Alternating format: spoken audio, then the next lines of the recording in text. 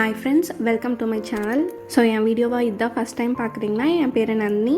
நம்ம சேனலில் என்னோட daily vlogs, drawing, cooking and peaceful மூமெண்ட்ஸை பற்றின வீடியோஸ்லாம் போட்டுட்ருக்கேன். ஸோ அதை மிஸ் பண்ணாமல் பாருங்கள். அண்ட் வாங்க நம்ம இன்றைக்கி வீடியோக்குள்ளே போகலாம். இந்த வீடியோ டைம் லாப்ஸ் கிடையாது, முடிஞ்ச வர காமன் சிம்பிளாக கொண்டு போக பார்த்துருக்கேன். ஸோ அன்றைக்கி நைட் டின்னருக்கு வந்து கோதுமை ரவை பிளான் பண்ணியிருந்தேன். நான் பெருசாக கோதுமை ரவை ப்ரிஃபர் பண்ண மாட்டேன். பட் ஸ்டில் அது கொஞ்சம் ஹெல்த்தி, அது மட்டும் இல்லாமல் சிம்பிளாக செஞ்சு முடிச்சிடலாம் அப்படிங்கிறதுனால சரி கோதுமை ரவை செஞ்சுக்கலாம் அப்படின்னு சொல்லிட்டு பிளான் பண்ணியிருந்தேன். ஸோ அதுக்கான ஃபஸ்ட்டு ப்ராசஸாக ஆனியன்லாம் கட் பண்ணிகிட்டு இருந்தேன்.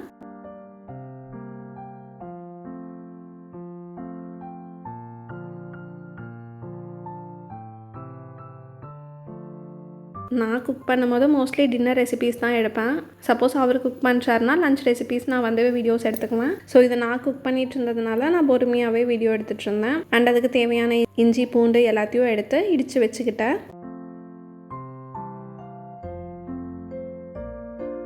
அம்மா வீட்டில் இருக்கும்போது மோஸ்ட்லி இந்த உப்புமா இல்லை கோதுமை ரவை இதெல்லாம் செஞ்சாலே தெரிச்சு ஓடிடுவேன். பட் இப்போ நம்ம செய்கிறோங்கும் போது வேறு ரெசிபீஸ் கிடையாது. தோசை மோஸ்ட்லி ஆட் பண்ணிப்போம்.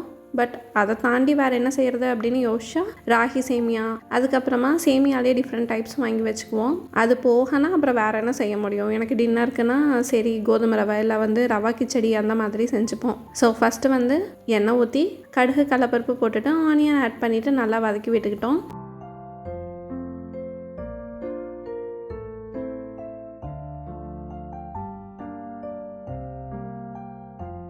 அதுக்கப்புறம் பச்சை மிளகா, அதுவே கொஞ்சம் சிலதெல்லாம் பழுத்துருச்சு. அதனால் அந்த மிளகாயும் நான் ஆட் பண்ணிக்கிட்டேன். அண்ட் ரவை ஆல்ரெடி ஏதாவது பூச்சி பிடிச்சிருக்கா இல்லை கட்டியாக இருக்கா அப்படின்னு சொல்லிவிட்டு ஆல்ரெடி அதை செக் பண்ணிவிட்டு தனியாக ஒரு பிளேட்லேயும் எடுத்து வச்சுட்டேன்.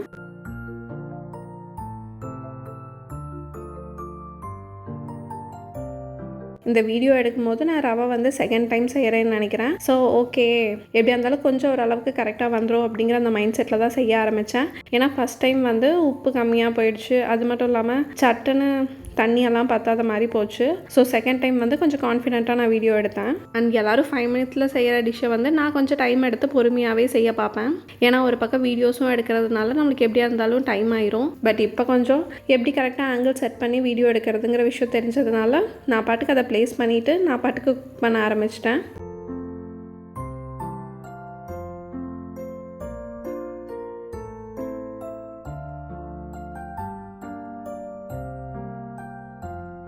இப்போ ரவை நல்லா வெந்து வரணும். ஸோ தண்ணி பத்தாது. எனக்கு கரெக்டாக தண்ணி எவ்வளோ போடணும் அப்படின்னு தெரியாததுனால நான் பக்கத்துலேயே நின்று தண்ணி வேணுங்கிற அளவுக்கு ஊற்றிக்கிட்டே இருந்தேன். ஸோ நல்லா வேகட்டும் அப்படின்னும் விட்டுட்டேன். பட் வீட்டில் சொன்னாங்க தண்ணி நம்ம ஊற்றும் போதே கரெக்டாக உப்பையும் நம்ம அதிகமாக போட்டுடணும். அப்போ தான் கரெக்டாக அந்த கோதுமை ரவை வெந்து வரும்போது டேஸ்ட் கரெக்டாக இருக்கும்னு சொல்லிட்டு. பட் எனக்கு பெருசாக அதில் ஐடியா இல்லாததுனால நான் சரின்னு இப்படி செஞ்சுக்கிட்டேன்.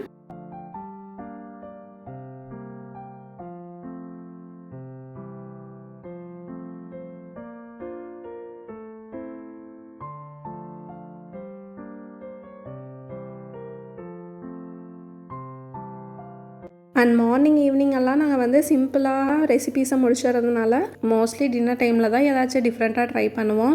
ஆல்ரெடி வாழைக்காய் வாங்கிட்டு வந்திருந்தாங்க. நான் சிப்ஸ் போடலாம் அப்படிங்கிற மாதிரி யோசிச்சுட்டு இருந்தேன். பட் அது ஆல்ரெடி போட்டிருந்தோம். இது நல்லாவே பழுத்துருச்சு. சரி பழம்பொரி மாதிரி ரெடி பண்ணலாம் அப்படின்னு சொல்லி தான் யோசிச்சிருந்தேன். பட் இது நல்லாவே பழுத்ததுனால அதுவும் ஒரு பழம் தான் இருந்துச்சு. சரி நீளமாக கட் பண்ணோம்னா கண்டிப்பாக கம்மியாக தான் வரும்னு சொல்லிட்டு இதை நான் சர்க்கிளாகவே கட் பண்ணிட்டேன்.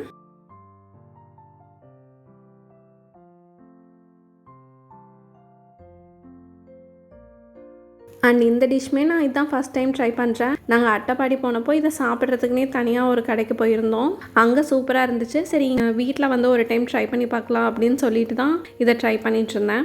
அதுக்கு ஃபஸ்ட்டு ஏலக்காய் எடுத்து இடித்து வச்சுக்கிட்டேன். சில நேரங்களில் புது புது டிஷ்ஷஸ் ட்ரை பண்ணலாம் அப்படின்னு தோணும். பட் ஏதாச்சும் ஒரு இன்க்ரீடியண்ட் இருக்காது. அப்படி இல்லைன்னா செஞ்சு சொதப்பிடுச்சுன்னா என்ன பண்ணுறது அப்படிங்கிற மைண்ட் செட் இருக்கும். இப்போ சரி செஞ்சு தான் பார்ப்போமே அப்படிங்கிற மாதிரி செஞ்சுட்டு இருந்தேன். அதுவும் இப்போ நம்ம ரொம்ப பொறுப்பாயிட்டோம்ல, அதனால் ஏலக்காவை எடுத்து வச்சுட்டு அதுக்கப்புறம் அதோட தோலை நான் டீ தூளில் போட்டு வச்சிட்டேன். ஏன்னா எனக்கு ஏலக்காய் டீ ரொம்ப பிடிக்கும். சரி அதை ஏன் வேஸ்ட் பண்ணணும்னு அப்படி போட்டு வச்சிட்டேன்.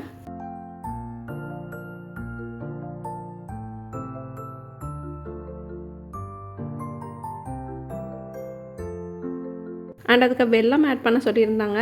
நான் குண்டு வெல்லம் ஃபஸ்ட்டு ஒரு வீடியோவில் பார்த்துருந்தேன். இந்த மாதிரி சீவரத்தில் வந்து சீவுனா சீக்கிரம் வந்துடும் சொல்லிட்டு கம்மன் எப்பவும் பண்ணுறது போல் கத்தி வச்சே வெட்டியிருக்கலாம். நான் ஃபஸ்ட்டு அப்படி ட்ரை பண்ணேன், பெருசாக அது யூஸ் ஆகலை. அண்ட் தென் அதுக்கப்புறம் நான் எப்பவும் போல் எடுத்துக்கிட்டேன். நான் கோதுமை மாவு தான் எடுத்திருந்தேன்.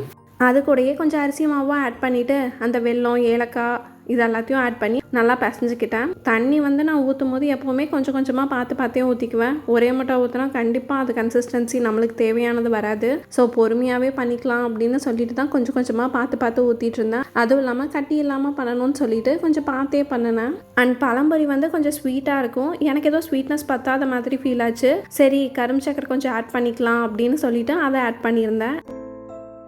நான் மோஸ்ட்லி இந்த டூலை வந்து யூஸ் பண்ணவே மாட்டேன், பட் இந்த டைம் வந்து யூஸ் பண்ணியிருந்தேன். பட் கொஞ்சம் ஈரப்பதம் இருந்துச்சுனாலே நார்மலாகவே நல்லா எண்ணெய் பிடிக்கும். இது வந்து நல்லா பழுத்த பழம் வேறு, சொல்லவா வேணும், நல்லா எண்ணெய் பிடிச்சிருச்சு. பட் இருந்தாலும் ஃபஸ்ட் ட்ரை அப்படிங்கிறனால யோசிக்காமல் நானும் எல்லாத்தையும் போட்டு பொரிச்சு எடுத்துட்டேன். நம்ம பண்ணுற டிஷ் வந்து சக்ஸஸோ ஃபெயிலியரோ, பட் ஃபஸ்ட் டைம் ட்ரை பண்ணும்போது தனியாக ஒரு ஹாப்பினஸ் இருந்துச்சு. அதுவும் வந்து நான் கலர் மாறும்னு சொல்லிட்டு ரொம்ப நேரம் ட்ரை பண்ணிகிட்டு இருந்தேன். அதனாலேயே நிறைய எண்ணெய் இழுத்துருச்சோ என்னமோ.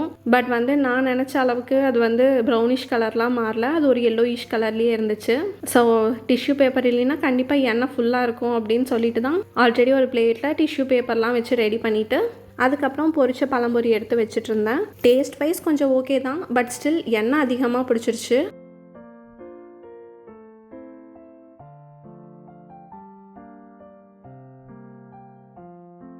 இந்த போண்டா பஜ்ஜியெல்லாம் போடும்போது எப்படி அந்த லாஸ்ட் பார்ட்டை நம்ம வந்து விட்டு வைக்காமல் இந்த குட்டி குட்டி போண்டா மாதிரி போட்டு குழந்தைங்களுக்கு கொடுப்போம்ல, அந்த மாதிரி தான் எனக்கு வந்து எப்போவுமே அந்த லாஸ்ட் அந்த துளி வேலை இருக்கிறது ரொம்ப இஷ்டம். ஸோ இதுலேயுமே அதை மிச்சம் வைக்காமல் கொஞ்சம் கொஞ்சமாக குட்டி குட்டியாக போட்டு அதையுமே தனியாக எடுத்து வச்சுக்கிட்டேன். இந்த கிருத்திகை எங்கள் ஃபேமிலிக்கு ரொம்பவுமே ஸ்பெஷல். அதனால் அன்றைக்கி வந்து எங்கள் ஊரில் இருக்க முருகன் கோயிலில் அன்னதானம் கொடுக்கலான்னு சொல்லிட்டு பிளான் பண்ணியிருந்தோம். ஸோ அன்றைக்கி டே மார்னிங்கே வந்து ரொம்பவுமே பாசிட்டிவாக ஸ்டார்ட் ஆச்சு. அப்பாவும் என்னோட ஹஸ்பண்டும் இன்னும் லைனுக்கு போயிட்டு வராததுனால நானும் அம்மாவும் மட்டும் கோயிலுக்கு மார்னிங் போயிருந்தோம். மார்னிங்கே அவ்வளோ கூட்டம், அதுவும் அன்றைக்கி ஃப்ரைடே வேறு. ஸோ கரெக்டாக கிருத்திகையும் இருந்ததுனால கோயிலில் நல்லா கூட்டமாக இருந்துச்சு. ஃபஸ்ட்டு விநாயகருக்கு அபிஷேகம் பண்ணிவிட்டு அதுக்கப்புறமா முருகருக்கு தேன், பால், தயிர், இளநீ அப்படின்னு சொல்லிட்டு ஒவ்வொன்றா வச்சு அபிஷேகம் பண்ணிட்டு இருந்தாங்க. பார்க்கறக்கே அவ்வளோ மனசுக்கு நிறைவாக இருந்துச்சு. கிருத்திகைங்கிறது முருகருக்கு உகந்த நாளுங்கிறனால அன்றைக்கி ஃபுட் பிளான் பண்ணோம். அதுவும் நாங்கள் வெரைட்டி ரைஸ் மாதிரி தான் பிளான் பண்ணியிருந்தோம். அதுவும் இல்லாமல் முருகருக்கு உக்கரம் அப்படின்னு சொல்லிட்டு ஒரு ஸ்வீட் ரொம்ப பிடிக்குமாம்மா. ஸோ அந்த ஸ்வீட்டையுமே நாங்கள் ஆட் பண்ணியிருந்தோம். அது டேஸ்ட்டும் நல்லாவே இருந்துச்சு. அண்ட் ஈவினிங் தான் அன்னதானம் கொடுக்குறதா இருந்துச்சு. அது மட்டும் இல்லாமல் அன்றைக்கி கிருத்திகைங்கிறனால பூஜையுமே இருந்துச்சு. முருகருமே மயில் வாகனத்தில் அந்த கோயிலை சுற்றியும் வருவார். இந்த மாதிரி பூஜைகள்லாம் நடந்துட்டு இருந்தது. அதுவும் இல்லாமல் ரொம்ப நாள் கழிச்சு ஒரு ரீயூனியன் மாதிரி என் மொத்த ஃபேமிலியுமே அங்கே தான் இருந்தாங்க.